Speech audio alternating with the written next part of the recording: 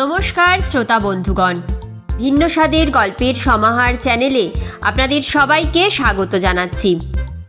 আজকে লেখক শিবরাম চক্রবর্তীর লেখা একটি হাসির গল্প পাঠ করে শোনাব। আজ যেই গল্পটি আপনাদের সামনে পাঠ করব, গল্পটির নাম হর্ষবর্ধনের টোটকা।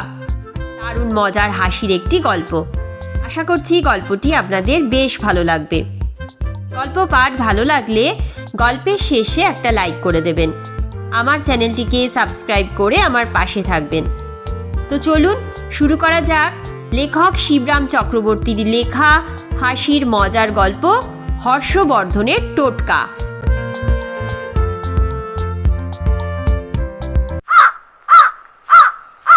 সেই সাত সকালে তখনও আমি ধরাশায়ী ঠিক না হলেও ধরণীর সঙ্গে সমান্তরালে বালিশের ধরা বাঁধার ভেতরে বিছানার ওপরেই শায়িত।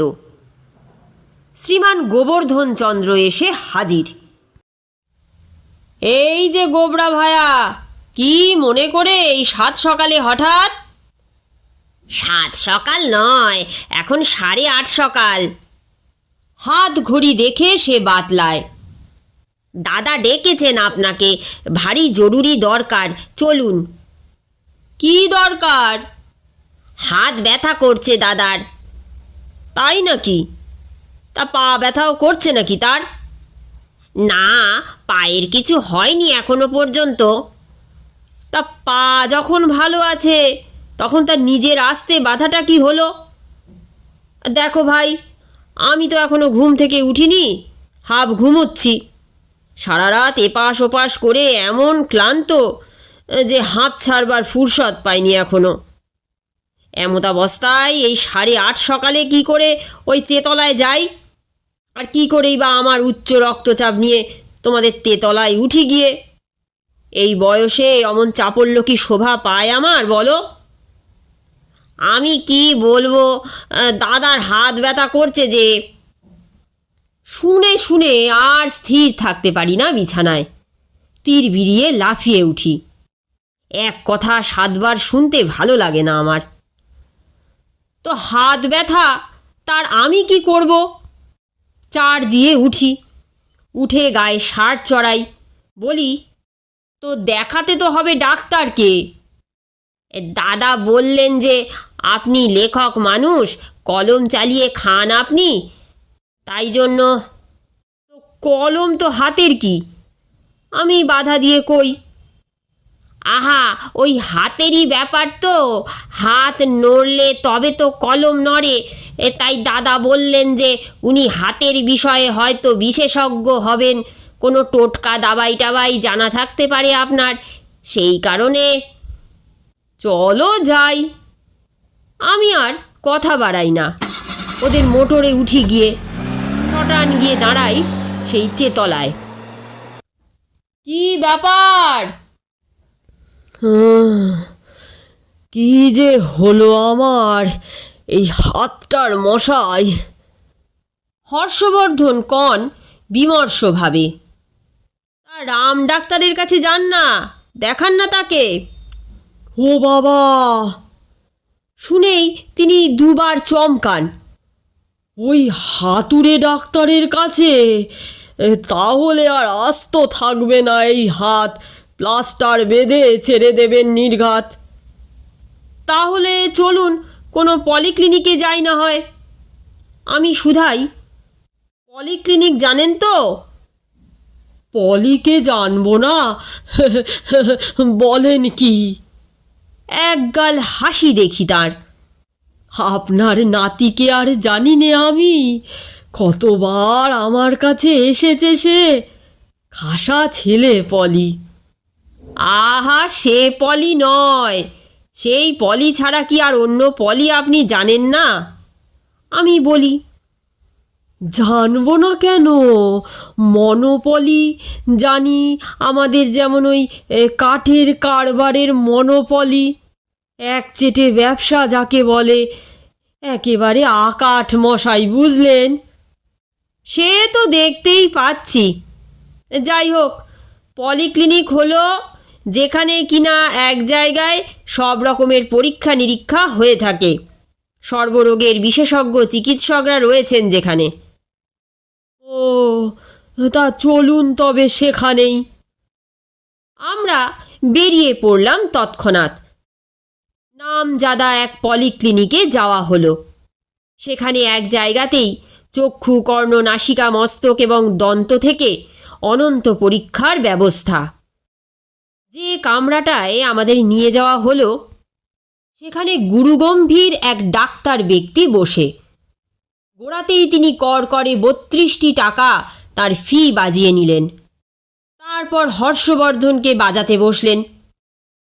হাতের টাকার মতন হাতের টোকায় বাজাতে লাগলেন তার বুক আর পিঠ। টেম্পারেচার নেওয়া হলো তার। থার্মোমিটারের পর স্টেথিস্কোপ দিয়ে দেখা হলো। তার কথায় চোখ উল্টে জিভ পাল্টে দেখাতে হলো। এমনকি আলজিভটাও না দেখে তিনি ছাড়লেন না। আপাদমস্তক সমস্ত দেখে শুনে রিপোর্টের খাতায় টুকে নিয়ে তিনি বললেন, ট্রাবলটা কি আপনার? ট্রাবল এই হাতে। হর্ষবর্ধন হাতটা দেখালেন। ডাক্তার নাড়ি দেখার চেষ্টা করতেই তিনি বাধা দিয়ে বললেন, না না, নাড়ির ভেতর কিছু হয়নি। নাড়ি ভুঁড়িতে কোনো গলদ নেই আমার। ভুঁড়িটা আমার একটু মোটা, এটা এমনিতেই। শুধু এই হাতটা কেমন ব্যথা হচ্ছে আমার সকাল থেকে। হাত ব্যথা করছে? দেখি আপনার দাঁত দেখি। দাঁতের ওপর চোখ কেন আমি ঠিক বুঝতে পারি না। জিজ্ঞেস করি, আচ্ছা, হাতের সঙ্গে দাঁতের কি সম্পর্ক? দাঁত খারাপ থাকলে পরিপাক ক্রিয়ার ব্যাঘাত ঘটে। সেই এক দোষ থেকেই হরেক উপসর্গ দেখা দেয়। চোখও পরীক্ষা করতে হবে নাকি ওকে আবার? আমি শুধাই। হতেও পারে। আগে রক্তটা দিন আপনার, বলে রক্ত নেবার সিরিঞ্জটা বার করেন ডাক্তার। রক্ত রক্তও দিতে হবে? আঁতকে ওঠেন হর্ষবর্ধন। রক্তপাতও করতে হবে আমার? কোনো ভয় নেই, একটুও লাগবে না আপনার। টুক করে তুলে নেব, দেখবেন, টেরও পাবেন না আপনি। ভরসা দেন ডাক্তারবাবু। আপাদ মস্তক সর্বাঙ্গের সব রকম পরীক্ষা করালেন হর্ষবর্ধন। বুক, পেট, পিঠ, হাত, পা, দাঁত কোনোটার বাদ গেল না তার। এমনকি তার ব্লাড প্রেশারের টের পাওয়া হলো তারপরে। তার ওজন এবং বিশেষ বিবরণও নিলেন ডাক্তাররা। সব কিছু দেখিয়ে শুনিয়ে, দেখে শুনে, পাঁচেকের মতো খসিয়ে হর্ষবর্ধন নিজের হাত ধরে বাড়ি ফিরলেন। যেমন গেছিলেন ঠিক তেমনি কাতরাতে কাতরাতে। কোনো চিকিৎসার ব্যবস্থাই হলো না সেদিন। বড় ডাক্তারের সঙ্গে, যিনি সবার ওপরওয়ালা, সব সেরা অলরাউন্ডার ফিজিশিয়ান, তার সঙ্গে মুলাকাতও হলো না। এমনকি রাস্তায় দুই বন্ধুর সঙ্গে দেখা। আমাদের কথা শুনে একজন বললে আর্নিকা খেতে, 30 থেকে 300 শক্তি অবধি যা খুশি। আর একজন বললে চুন হলুদ গরম করে লাগাতে। তৃতীয় এক ব্যক্তি পাশ দিয়ে যাচ্ছিলেন তখন। পথের মধ্যে উপচে পড়া আমাদের কথা শুনে ওপর চড়াও হয়ে বলে গেলেন, আর কিছু নয়, আশ্চর্য মলম, আশ্চর্য জিনিস মশাই, লাগাবার সঙ্গে সঙ্গেই আরাম। এই মতদ্বৈধ নাকি মতত্রৈধের মধ্যে কোন ব্যবস্থাটা যে বৈধ, কি করে তার আঁচ পাবো না আঁচানো থাকলে? আমি বললাম, খুব বড় ডাক্তার দেখাচ্ছেন উনি, বিধিসম্মত বৈজ্ঞানিক চিকিৎসার পক্ষপাতী। ওসব টোটকাটুটকির কম্য না ভাই। তাহলে শুধু ডাক্তারেই সানাবে না বন্ধু, শেষ পর্যন্ত সার্জেনের কাছেই যেতে হবে, একজন জানালে। বলেছিলাম ভালো কথা, এক ডোজ আর্নিকাতেই সেরে যেত একদিনে, ভুগতে হতো না রোজ রোজ। শুনলে না? অ্যালোপ্যাথ ডাক্তারের খপ্পরে পড়েছ যখন, তখন আর দেখতে হবে না, রেহাই পাচ্ছ না সহজে খপ করে। তোমার ওই হাত আওড়াবে, পাকবে, ফুলবে, ফুলে ঢোল হবে, তারপর পচতে শুরু করবে। পচন ধরবার পর সার্জেন এসে তোমার 1000 টাকা খসিয়ে নেবার পর কেটে বাদ দিতে হবে হাত। অপারেশন অবশ্যই বেশ সাকসেসফুলি হবে, তা বলাই বাহুল্য। তবে তোমাকে পটল তুলতে হবে ওই অপারেশন টেবিলেই। ওই কথা শুনেই হর্ষবর্ধনের হাতের যন্ত্রণা বেড়ে গেল 7 গুণ। অমন ব্যথাতেও, একটুখানি গুমরাতেও ভুলে গেলেন তিনি, কেমন গুম হয়ে গেলেন। আমার পক্ষাঘাত হয়েছে। বাড়ি ফিরে কেবল এই কথা বলেই বিছানায় তিনি কাত হয়ে পড়লেন। আর কোনো উচ্চবাচ্য নেই তার।